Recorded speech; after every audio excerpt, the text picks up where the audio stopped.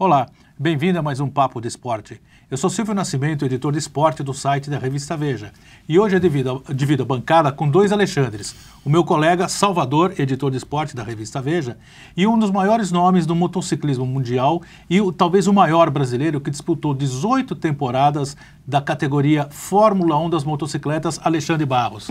Obrigado por estar aqui com a gente, por dispensar esse seu tempo aqui com a gente, Alexandre. Tudo bem? Silvio, tudo bem, para mim é um prazer estar aqui com vocês. E apesar disso tudo, ele não está longe das motos, não. O Alexandre virou chefe de equipe. Alexandre, conta um pouquinho como é que está o seu momento agora dentro do motociclismo. O que você está fazendo? Bom, eu corri até 2007, né? E me desliguei um pouquinho do mundo da moto até 2010, quando eu fundei uma escola.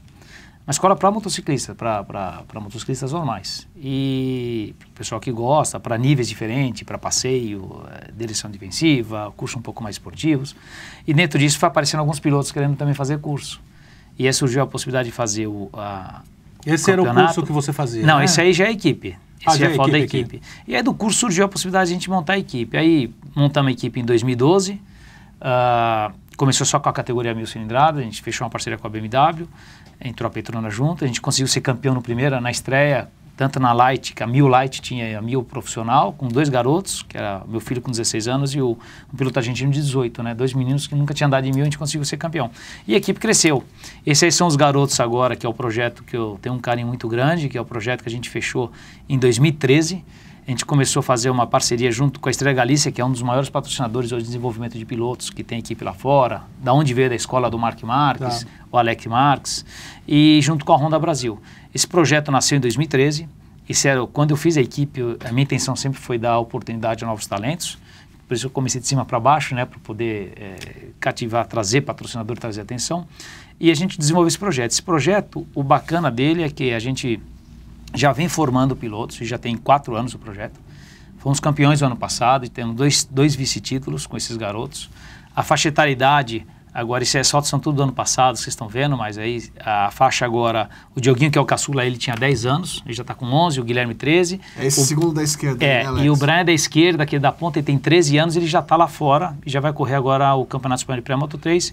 E o Duarte, que é da direita, continua com a gente aqui e subiu de categoria. A gente pegamos mais 2 menininhos. Hoje, esses 2 pequenininhos da frente aí são os 2 experientes. Porque o que a gente faz é ciclo, né? Então, a gente prepara. O foco principal desse projeto é o desenvolvimento dos pilotos. Lógico que a gente vai trabalhar para tentar ser campeão. Mas o foco principal é um projeto de longo prazo. Então, a gente foca em cima para poder desenvolver o piloto. E o piloto a gente não desenvolve só de pista, mas o comportamento fora dela também, né? Porque antes de piloto eles são seres humanos e são homens, e tem que ter a formação de caráter. Então eu prezo muito a formação da educação e que isso depois seja refletido na parte dentro da pista, de compromisso, de ter respeito aos seus adversários, de saber fazer jogo em equipe, de saber ajudar os companheiros de equipe, que a gente faz, que isso tem no Mundial, que eles vivam um pouco do que eu aprendi, né? Não fazer o que eu fiz de errado e fazer aquilo que eu fiz de certo ou deixei de fazer, né? Que eu sei que é certo hoje. Então a gente procura direcionar eles. Então é uma educação, a gente procura formar campeões, o lema da equipe é campeões dentro e fora da pista, né? Porque a vida do piloto ela é passageira, né?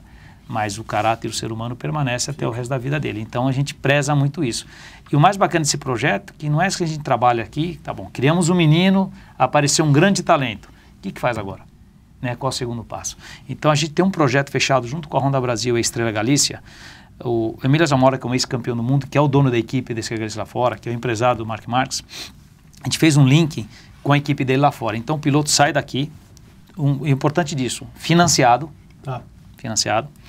ele vai lá para fora, entra na categoria pré-Moto 3, que é a primeira categoria escola, já com uma moto que é bem parecida à Moto 3 do Mundial, com uma potência limitada, e aí continua o mesmo aprendizado daqui, a mesma maneira de procedimentos é passado para ele na Espanha.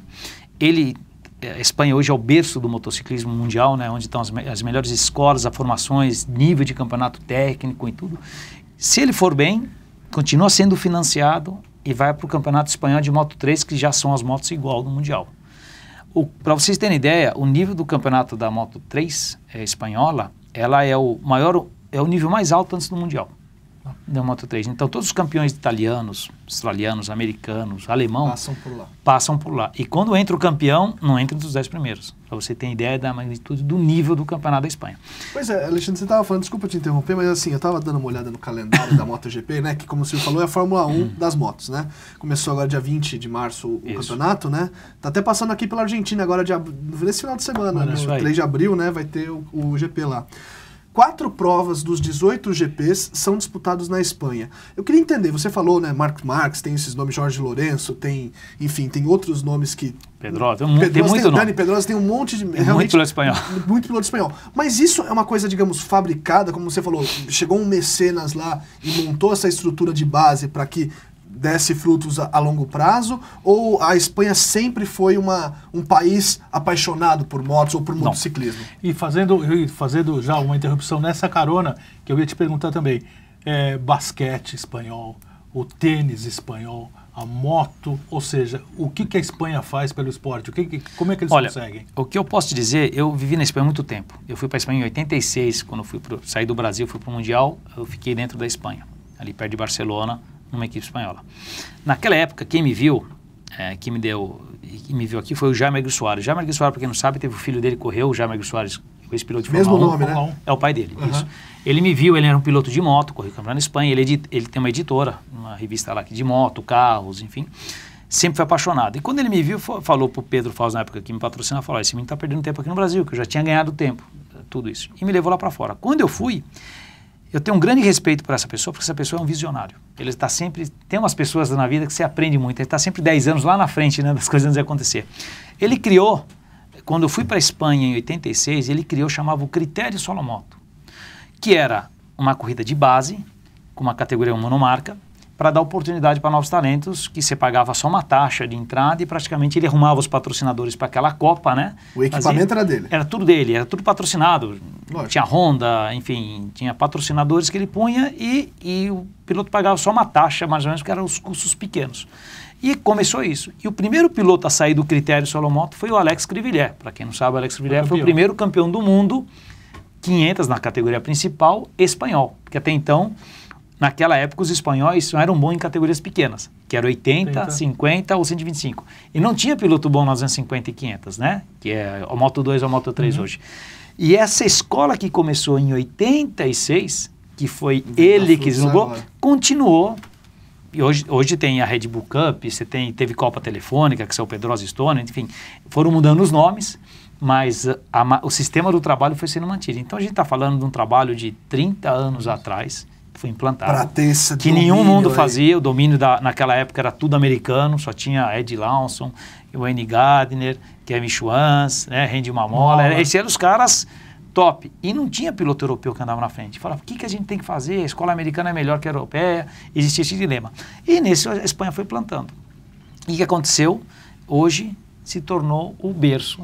E era aberto a todos os pilotos? Era quase que uma peneira, isso? Começou só com espanhóis, mas lógico que depois que o nível começou a subir, todos os pilotos da Europa, aí tinha o campeonato europeu e tinha o campeonato espanhol. Hoje o campeonato espanhol, ele virou europeu, porque ele é muito mais forte que o europeu, porque acabou tendo imigração para o campeonato lá, porque até as equipes que corriam o Mundial, por exemplo, eu corri o Mundial de 80, e eu corri o campeonato espanhol como treino. O Aspar, que é na época, que hoje é dono da equipe, que era o campeão do mundo de 80, corria dentro do campeonato espanhol. Então o que acontecia? Todos os pilotos que faziam os campeonatos regionais queriam entrar para você se medir, para você ver a que altura se eu tenho chance de poder entrar para o Mundial. E daí surgiu e isso até hoje continua. E de um lado oposto, o Brasil, como está o motociclismo no Brasil hoje? Olha, do lado competições, eu posso dizer que nos últimos 5 anos eu nunca vi um motociclismo brasileiro ter tanta repercussão e crescer tanto. Quando eu falo crescer, não é crescer como evento só. O evento cresceu, o público cresceu, o nível técnico cresceu, e as infraestruturas das equipes cresceu, existe mais interesse de jovens querendo crescer, mais interesse também de patrocinadores. O mercado brasileiro de moto é um mercado muito atrativo mundial. Nós temos todas as fábricas do mundo hoje instaladas no Brasil, mesmo com toda essa dificuldade que a gente vem passando por a crise, que é geral, mesmo assim, o crescimento do motociclismo em competições, ele foi gigantesco, foi dado passos enormes, do que ele era em 2010 e do que é hoje. Parece que você está até em outro país. realmente tem quantidade de pilotos, tem categorias, tem as marcas de motos envolvidas, esses patrocinadores que não é do meio, por exemplo, a Estrela Galícia é um patrocinador que não faz parte do meio do esporte a motor, mas que está lá, e, como outras empresas. Então isso vem com todo o trabalho de esforço, que acho que é uma união de promotores de eventos, donos de equipe, né? Ajudando a divulgar eu com o meu projeto, isso vem cativando e abrindo interesse de mais jovens, e a gente, pela primeira vez, eu vejo que a gente tem grandes possibilidades de realmente ter pilotos competitivos lá fora. E não estou falando de um. A nossa ideia é formar, que abre esse caminho. Né? Exato. A oportunidade que está sendo dada a esses meninos, eu diria que é muito maior do que eu tive, porque eu não tive... Quando você começa no esporte a motor, é muito caro, tudo. E no começo ninguém te ajuda em nada, porque vai patrocinar um menino que não vai começar a correr. Então isso é difícil, né? Então a gente já pega normalmente, a nossa categoria não é uma categoria que ensina o menino a andar de moto. É um menino que já sai, tem a Copa Júnior lá na Superbike brasileiro, que é uns meninos menores. E lógico que a gente, dentro disso, aqueles que se destacam, a gente está de olho quando anda na equipe, e a gente faz uns testes com esses meninos e pega sempre os melhores. Então já os meninos começam a andar, e aí ele vem para o segundo degrau que a gente começa a ir focar, e é realmente para ele, aqui ele aprende a andar de moto, aqui ele aprende a correr de moto, que a gente fala, né? A ter uma postura já profissional, com o mesmo sistema que eu tinha na MotoGP. Não é diferente. Alexandre, uma curiosidade que eu tenho, que até quando parece disco riscado, né? Que fica repetindo a mesma pergunta, mas eu acho que é interessante essa comparação, e você que está no universo das motos pode dar um panorama um pouco diferente. Nós temos hoje uma crise, teoricamente, de formato da Fórmula 1, por exemplo. Todo mundo... Crise porque a competição ficou muito chata, as corridas não tem mais aqueles pegas que tinham na década de 80, década de 90 mesmo, até mesmo os pilotos são um pouco até mais pasteurizados, digamos, né? São menos carismáticos. E na MotoGP nós tivemos até um crescimento de personalidades que tem esse carisma. Você pega o Valentino Rossi, o cara é espontâneo, tem seguidores não só na Itália, mas em todo o mundo. É meio louco. É meio louco, tem um perfil diferente. E as corridas, se você for ver, são muito mais interessantes. Os pegas, né, a troca de posições e as ultrapassagens e toda aquela emoção que você tinha antigamente na Fórmula 1, hoje você tem muito mais na MotoGP do que provavelmente na Fórmula 1 dos automóveis. Então eu queria te perguntar o seguinte, você vê que a ascensão da MotoGP ou do campeonato, da principal categoria de moto velocidade, se deu por um descenso da Fórmula 1, digamos, uma queda de qualidade do produto, ou da ascensão da moto por méritos próprios? Olha, é difícil a gente avaliar, né, e falar que a Fórmula 1 teve ano passado teve umas corridas bacanas que eu assisti. Eu não consigo acompanhar tudo, porque hoje tem tanta corrida e eu estou envolvido na equipe, acaba coincidindo. Claro. Como chefe da equipe não é a mesma coisa de fazer piloto, a gente trabalha muito mais, né? Mas eu acho que eles estão tentando criar regras para baixar custo, que isso é uma tendência mundial, dentro da MotoGP e da Fórmula 1, Fórmula 1 principalmente, que os custos são bem maiores, mas sem perder a competitividade entre eles. Eu acho que eu, como telespectador, o que eu achei que não ficou bacana foi o barulho. Tá. Né? Porque acho que o barulho faz parte... Com a troca da motorização. Faz, né? Assim, os carros são rápidos, tecnologicamente não tem que falar. Mas o barulho faz parte da competição. Acho que como o cheiro da gasolina, assim como também o barulho, ele faz parte do esporte, né, a motor. Eu acho que os próprios pilotos reclamaram, né? Eu acho que é uma tendência, isso não é uma coisa minha, essa coisa que foi geral. Porque acaba perdendo um pouco o brilho, né? Porque você está acostumado com aqueles barulhos, ronco de antigamente V12, V10, Mas até o V6. seu filho de ouvir o barulho do equipamento também? Muda, mas o piloto se adapta também. O piloto acaba se acostumando, mas um piloto nesse nível ele se acostuma, não é difícil. Mas eu acho que isso foi uma grande perda dentro da mudança dos regulamentos que deveria recuperar.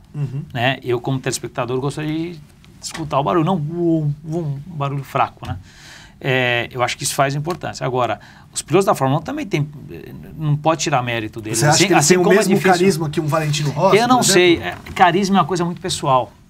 A gente fala de personalidades, para falar do Ayrton, que foi um cara marcante no mundo na Fórmula 1. Claro. A gente vai falar do Mansell. A gente tem a foto, você correu junto com o Valentino. Essa foi a minha última vitória lá em 2005, lá em Portugal.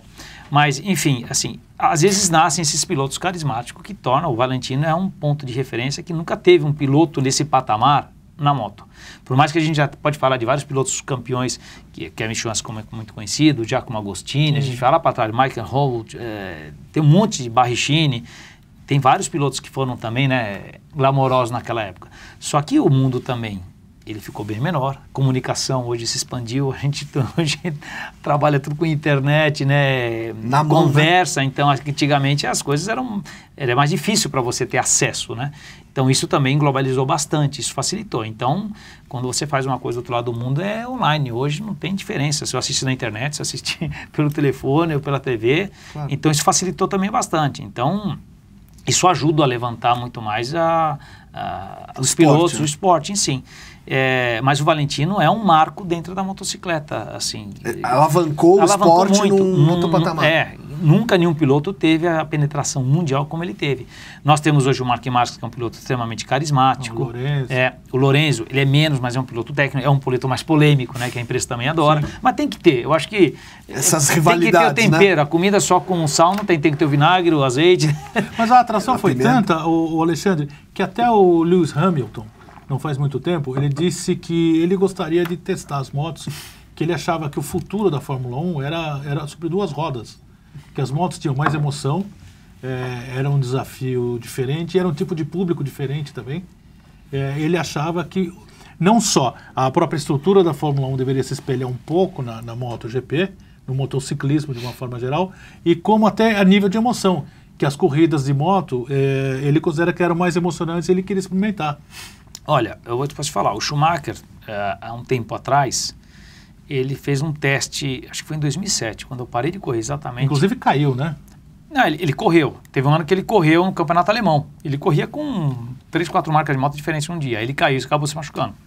Então ele corria com uma Honda, depois entrava numa KTM, assim, nem eu faço isso. Aí você muda pneu, muda moto. É difícil se adaptar, né? Mas a Ducati cedeu um teste para ele em 2007 com a moto do Stoner. O Stoner tinha acabado de ser campeão do mundo. Isso na segunda-feira. Acabou com o Ine Valência, segunda-feira, e eu estava lá. Lógico que puseram todo o controle, hoje com a eletrônica, puseram todo o controle acionado, então ele acelerava a moto, não rabiava, segurava. Mas o que aconteceu? Ele ficou o dia inteiro andando, uma mola ficou ajudando ele, puxando ele na pista, ele virou a 5 segundos do recorde do Stoner. Isso é muito impressionante, muito. Para um piloto que não tem praticamente, tudo bem que é um piloto de Fórmula 1, mas você andar na moto, é mais difícil sair de carro para moto que de moto para carro. Né? A diferença é amanhã. E virar 5 segundos de uma categoria principal, do recorde da pista, foi extremamente excelente. Eu jamais imaginaria. Eu falaria 10 segundos, o dobro disso, que já era bom.